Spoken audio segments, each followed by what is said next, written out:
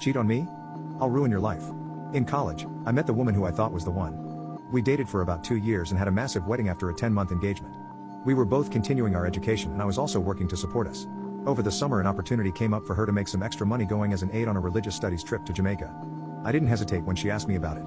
I mean, she was going to get to visit Jamaica and get paid for it. I saw no downside other than her not being at home for 6 weeks, but boy was I wrong. A week before the trip, one of the students from the trip actually seeked me out to clue me in.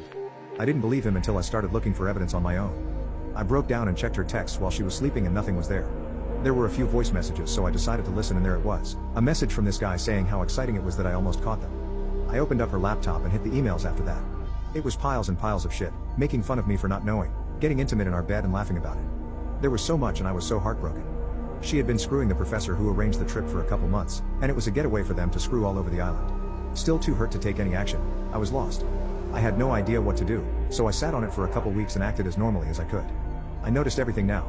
I felt so stupid for not seeing it before. Of all the signs, one stuck out in particular.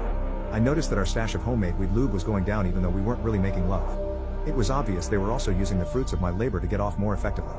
This really pissed me off. Like unreasonably so. And then it finally all hit me. I was a goddamn joke to these jerks and they were using the lube I made and screwing in my bed. I didn't hurt anymore, I just wanted to make them hurt. So I made a plan. While she was studying at the library I made a new batch of lube. I put enough weed in it for it to smell like normal, but I also added some poison ivy from our backyard to the mixture, and after refilling the spray bottle we used for application, I waited. A few days go by and I'm working extra so I can be out of the house more, and bam, bait taken. That night after she goes to sleep, my plan goes into action. I sneak her phone away and delete my contact, while replacing his phone number in her contact as mine. I go to bed but can't sleep because it feels like I'm 5 and tomorrow is Christmas. Dawn arrives and she's in the shower. I got a text, "I'm super itchy, are you okay? Now Lord, now is my time. Look, I thought it had cleared up but I guess I had a flare up.